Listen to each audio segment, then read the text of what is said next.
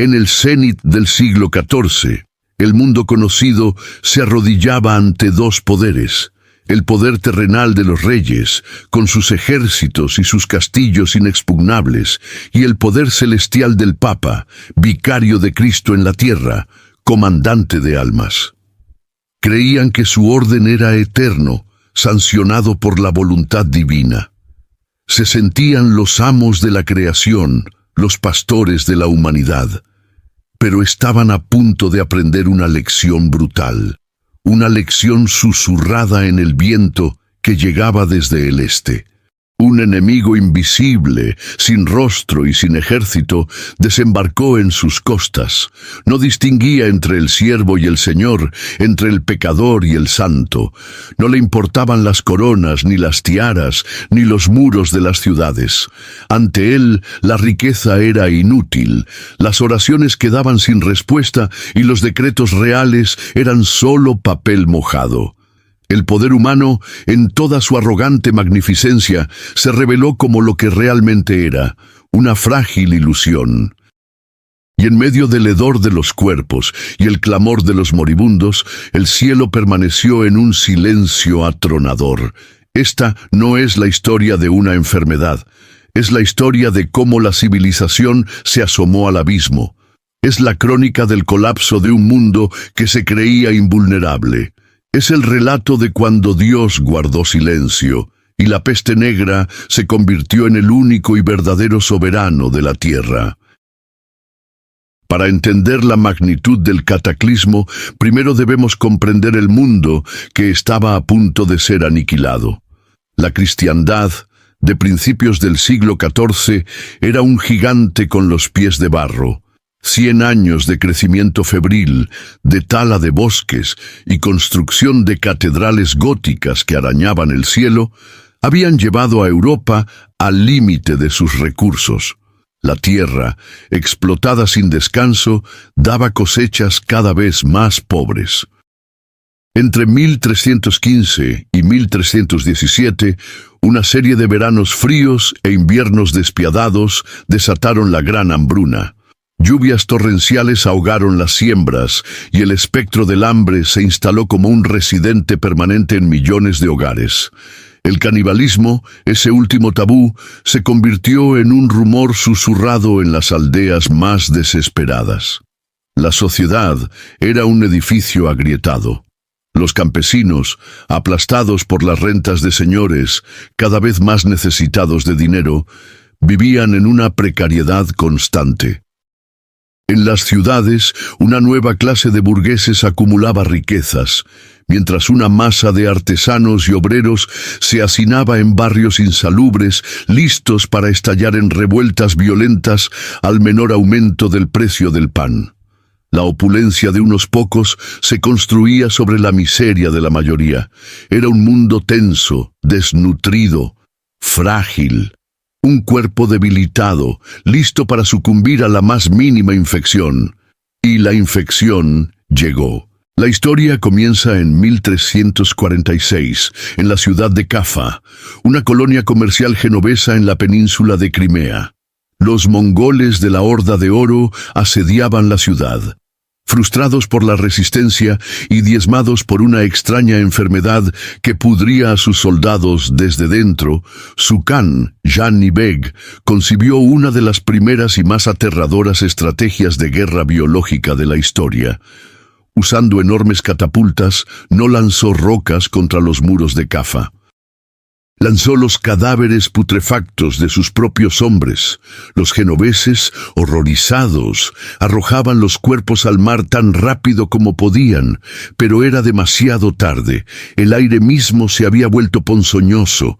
La enfermedad invisible y letal ya estaba dentro de sus murallas.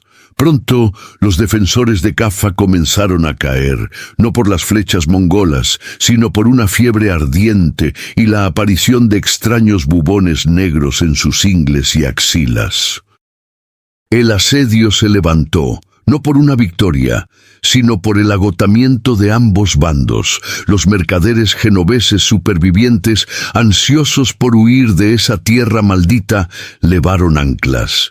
No lo sabían, pero en las bodegas de sus barcos, viajando en la sangre de las ratas negras y en los cuerpos de las pulgas que las infestaban, llevaban la muerte misma como pasajera. Su primera parada fue Constantinopla, la joya del Imperio Bizantino, la ciudad más grande de la cristiandad. La enfermedad saltó de los muelles a los mercados, y la capital del este, que había resistido a tantos ejércitos, comenzó a morir desde sus entrañas. Luego, las galeras genovesas continuaron su viaje hacia el oeste. En octubre de 1347, 12 de ellas atracaron en el puerto de Messina, en Sicilia. Los sicilianos que acudieron a recibirlas encontraron un espectáculo macabro. La mayoría de los marineros estaban muertos o agonizando, sus cuerpos cubiertos de pústulas negras que supuraban sangre y pus. Las autoridades ordenaron a los barcos de la muerte que zarparan de inmediato, pero la plaga ya había desembarcado. De Sicilia saltó a la península itálica, Génova, Pisa, Venecia.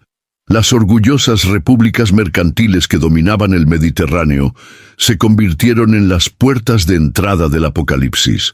En enero de 1348, la plaga llegó a Marsella. Desde allí se bifurcó. Una rama remontó el Ródano, infectando a Aviñón, la suntuosa sede del papado, antes de extenderse por Francia. Otra, por mar, alcanzó las costas de España. En verano de ese mismo año ya había cruzado el Canal de la Mancha y mordía el sur de Inglaterra. En menos de 2 años, el jinete pálido del Apocalipsis había galopado por casi toda Europa. Al principio, nadie entendía qué era. Los médicos, formados en las teorías de Galeno y los humores, estaban perplejos. ¿Era un castigo divino? ¿Una conjunción maléfica de los planetas? ¿Un vapor venenoso liberado por terremotos en Asia? La ignorancia era total y el miedo absoluto. La gente moría en cuestión de días. Primero, una fiebre súbita, escalofríos y una debilidad paralizante. Luego, el signo inequívoco, el bubón. Una hinchazón dolorosa en la ingle, la axila o el cuello, que crecía hasta alcanzar el tamaño de una manzana, volviéndose negra y dura como la piedra. Poco después, manchas oscuras, las fichas de la plaga, cubrían el cuerpo. La víctima tosía sangre, el aliento se volvía fétido y, tras una agonía atroz, llegaba la muerte. Para los pocos que sobrevivían al bubón, la enfermedad presentaba una forma aún más letal: la neumónica, que atacaba los pulmones, o la septicémica, que envenenaba la sangre y mataba en cuestión de horas. El mundo civilizado observaba, impotente, cómo su fin se aproximaba. Lo que siguió no fue una crisis, fue un colapso. La estructura misma de la sociedad se desintegró con una velocidad aterradora. El primer pilar en caer fue la confianza. El vecino se convirtió en una amenaza, el amigo en un portador potencial de la muerte, la familia en una trampa mortal. Los médicos, los guardianes de la salud, fueron los primeros en mostrar la impotencia de la ciencia humana. El célebre cirujano papal, Guy de Chauliac, describió la escena en Aviñón con una honestidad brutal. La plaga fue tan contagiosa que no solo por estar cerca, sino incluso por mirar a alguien, una persona se contagiaba de otra. Y yo, para evitar la infamia, no osaba ausentarme, pero estaba en continuo temor. La mayoría de sus colegas no fueron tan valientes. Huyeron, abandonando a sus pacientes, demostrando que sus conocimientos eran tan inútiles como sus promesas. Luego, la Iglesia. Se organizaron procesiones, misas multitudinarias y rogativas públicas. Miles de fieles se congregaban para implorar la misericordia divina, acelerando irónicamente el contagio. Los sacerdotes, al administrar la extrema unción a los moribundos, se convertían en los siguientes en caer. Pronto, muchos se negaron a entrar en las casas de los apestados. Los muertos se amontonaban sin recibir los últimos sacramentos. un horror inconcebible para la mentalidad medieval. Las campanas de las iglesias, que antes doblaban por cada alma que partía, enmudecieron. Simplemente no había tiempo para doblar por todos. El silencio de las campanas fue, para muchos, el signo más claro del silencio de Dios. El tejido social se desgarró. Boccaccio, en el Decamerón, narra la desintegración de los lazos más sagrados en Florencia. El hermano abandonaba al hermano, el tío al sobrino, la hermana al hermano, y a menudo la esposa a su marido. Y lo que es más grave y casi increíble, los padres y las madres evitaban visitar y atender a sus hijos como si no fueran suyos. Las leyes y las costumbres que regían la vida se evaporaron. Los notarios se negaban a registrar los testamentos de los moribundos. Los guardias abandonaban sus puestos. Los tribunales cerraron. La única ley era la supervivencia y la única certeza, la muerte inminente. Las ciudades se convirtieron en trampas mortales.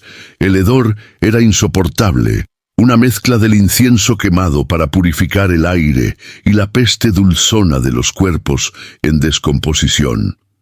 Carretas tiradas por bueyes recorrían las calles al amanecer con el grito lúgubre: «¡Traed a vuestros muertos!». Los cadáveres eran apilados sin ceremonia en fosas comunes, capa sobre capa, como lasaña humana, apenas cubiertos por una fina capa de tierra. Ante el horror y la impotencia, la mente humana buscó culpables. Si Dios no era el responsable, o si su castigo era desproporcionado, entonces el mal debía tener un agente terrenal. La sospecha recayó, como tantas veces en la historia, sobre los más vulnerables, sobre los otros, los judíos. Un rumor venenoso se extendió por Europa. Habían envenenado los pozos. No importaba que los judíos murieran de la plaga igual que los cristianos. La histeria colectiva necesitaba un rostro para su miedo. La persecución fue sistemática y brutal. En Estrasburgo, en febrero de 1349, antes incluso de que la plaga llegara a la ciudad, 2000 judíos fueron arrastrados al cementerio y quemados vivos en una gigantesca pira de madera. En Basilea, los encerraron en cabañas de madera y les prendieron fuego. En Maguncia, la comunidad judía se defendió, matando a 200 cristianos antes de ser masacrada. Se estima que más de 350 comunidades judías en toda Europa fueron exterminadas. Era una masacre dentro de otra masacre, la locura humana superponiéndose a la catástrofe natural. Otros buscaron la expiación en su propia carne. Surgió el movimiento de los flagelantes. Procesiones de hombres semidesnudos recorrían el continente, de ciudad en ciudad, azotándose las espaldas hasta sangrar con látigos de cuero con puntas de hierro. Cantaban himnos sombríos, realizaban rituales de penitencia pública y se presentaban como un ejército de santos, capaces de aplacar la ira de Dios allí donde la Iglesia había fracasado. Al principio fueron recibidos como héroes, pero su fanatismo pronto se desbordó. Se arrogaron poderes sacerdotales, atacaron al clero y, a menudo, lideraron las masacres contra los judíos. El Papa Clemente VI, viendo en ellos una amenaza a la autoridad de la Iglesia, los condenó en 1349. Perseguidos, el movimiento se disolvió. Pero su aparición fue un síntoma inequívoco de un mundo que había perdido la razón. La peste no distinguía rangos. Entró en los palacios reales con la misma facilidad que en las chozas de los campesinos. Alfonso XI de Castilla fue el único monarca reinante en morir por la enfermedad, pero las familias reales de toda Europa fueron diezmadas. La hija del rey Eduardo III de Inglaterra, Juana, murió en Burdeos de camino a casarse con el heredero de Castilla. La reina de Francia, Juana de Borgoña, y la reina de Navarra, Juana II, también sucumbieron. El orden establecido, basado en la sangre y el linaje, se desmoronaba. En Aviñón, la plaga fue apocalíptica. La ciudad papal, un centro de poder y riqueza, se convirtió en un osario. Los cardenales morían a docenas. El propio Papa Clemente VI, aterrorizado, siguió el consejo de sus médicos y se encerró en sus aposentos del palacio, sentado día y noche entre dos enormes hogueras encendidas para purificar el aire. Desde su ventana podía ver el Ródano arrastrando los cuerpos que ya no cabían en los cementerios. El vicario de Cristo en la tierra, el hombre cuyo poder espiritual se extendía sobre toda la cristiandad, estaba reducido a un prisionero atemorizado, rezando a un Dios que parecía haberse ausentado del mundo. Era la humillación definitiva del poder humano frente a la indiferencia de la naturaleza y el silencio del cielo. Cuando la primera gran oleada de la plaga amainó, alrededor de 1351, los supervivientes emergieron a un mundo transformado. Un mundo más vacío, más silencioso y profundamente traumatizado.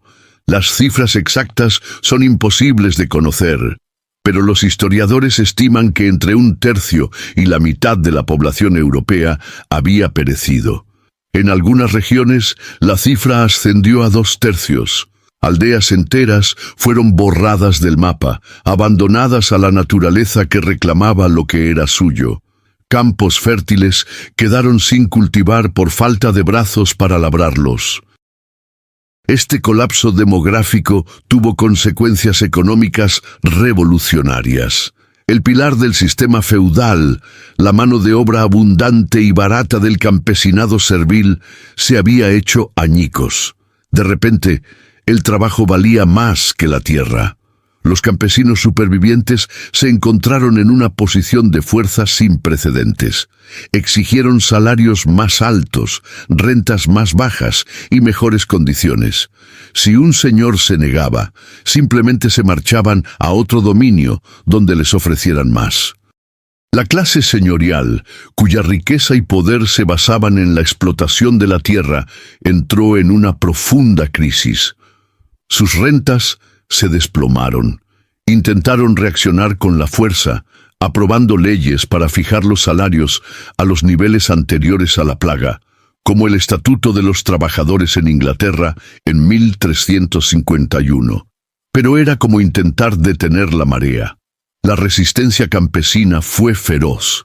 La escasez de mano de obra había dado a los oprimidos una nueva conciencia de su propio valor. Las décadas siguientes a la peste negra fueron un hervidero de revueltas campesinas. La Jacquerie en Francia en 1358, la revuelta de los campesinos de Wat Tyler en Inglaterra en 1381. Aunque todas fueron aplastadas con una brutalidad extrema, marcaron el principio del fin de la servidumbre en gran parte de Europa occidental. El viejo orden feudal había recibido una herida mortal, no de un ejército invasor, sino de un microorganismo invisible. El trauma psicológico fue aún más profundo. La experiencia de la muerte masiva y arbitraria alteró la percepción de la vida y el más allá. La muerte dejó de ser un tránsito solemne y ritualizado para convertirse en una presencia grotesca y cotidiana. El arte se obsesionó con el tema. Apareció la danza macabra, donde esqueletos danzantes arrastran a papas, reyes, obispos y campesinos por igual, un recordatorio brutal de la igualdad ante la tumba. Surgió la figura del transi, esculturas funerarias que representaban el cuerpo no en su gloria idealizada, sino en su estado de putrefacción, devorado por gusanos y serpientes. El arte buscaba recordar a los vivos que no eran más que polvo. La confianza en la Iglesia como institución se vio sacudida. ¿De qué servía una Iglesia que no podía proteger a sus fieles de la ira de Dios, o que incluso parecía ser castigada con la misma furia? La fe no desapareció, pero se volvió más personal, más mística y a menudo más histérica. El prestigio del papado, ya dañado por su cautiverio en Aviñón, sufrió un golpe del que nunca se recuperaría por completo. El terreno estaba abonado para el gran cisma de Occidente y más tarde para la Reforma Protestante. El clímax de esta tragedia no fue un evento único, sino una lenta toma de conciencia. La conciencia de que el mundo que conocían había muerto para siempre. La plaga no fue un episodio pasajero.